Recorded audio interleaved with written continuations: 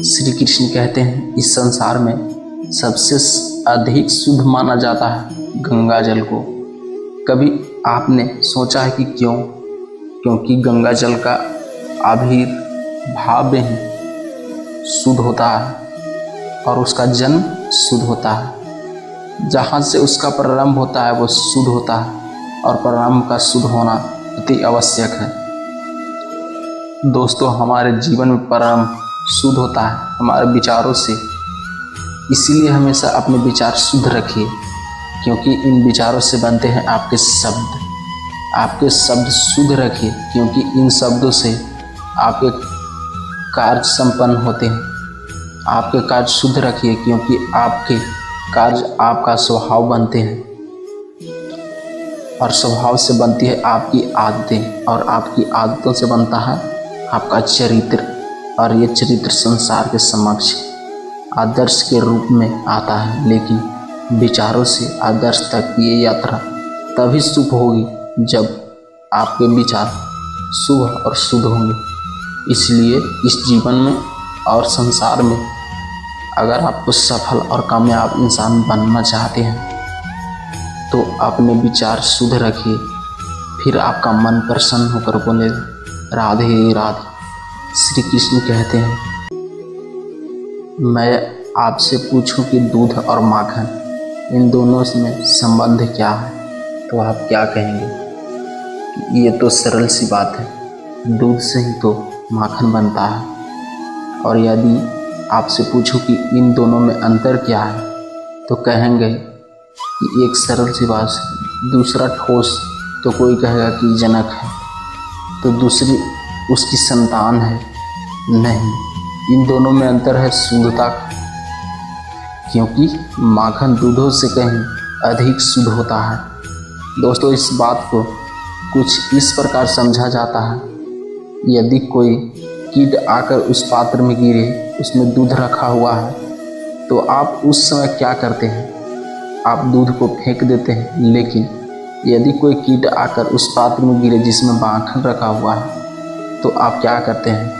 तो आप उस कीट को निकाल कर फेंक देते हैं, क्योंकि वो कीट मैला और दूषित है।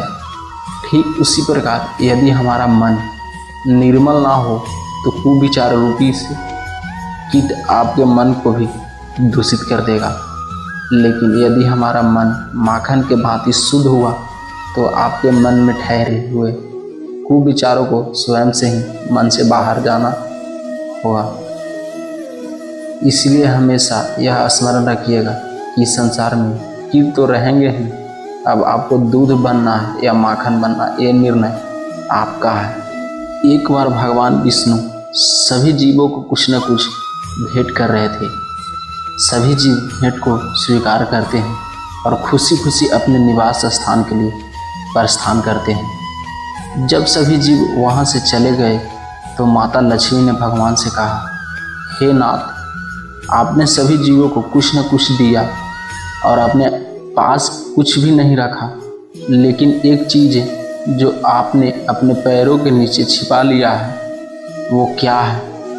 फिर भगवान ने माता लक्ष्मी से कहा, हे देवी, मेरे पैरों के नीचे शांति है। शांति को मैंने किसी को भी नहीं दिया, क्योंकि सुख सुविधाओं तो सभी के पास हो सकती है, लेकिन शांति तो किसी दुर्लभ व्यक्ति के पास ही होगी। यह मैं सबको नहीं दे सकता, क्योंकि जो मेरी प्राप्ति के लिए तत्पर होगा और जिसकी चेष्टाएं मुझ तक पहुँचेंगी, उसी को शांति मिलेगी। भगवान श्री हरि की आज्ञा लेकर शांति ने माता लक्ष्मी जी से कहा, हे जगत माता, श्री हरि ने मुझे अपने पैरों के नीचे नहीं छिपाया, बल्कि मैं खुद ही उनके पैरों के नीचे छिप गई हूँ। इसीलिए शांति को सिर्फ हरि के चरणों के नीचे ही जीव को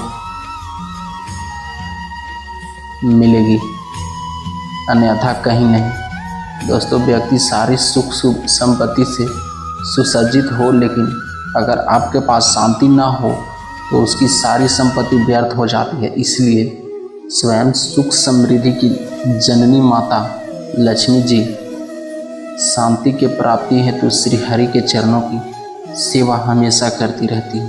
दोस्तों, ये वीडियो यहीं पर समाप्त होती है। आशा करते हैं कि आपने इस वीडियो से काफ़ी कुछ सीखा होगा। तो मिलते हैं फिर एक नए वीडियो में। तब तक अपना ख्याल रखिएगा और हमारे चैनल को अगर आप अभी तक सब्सक्राइब नहीं किए हैं तो सब्सक्राइब जरूर करें। जय श्री कृष्ण।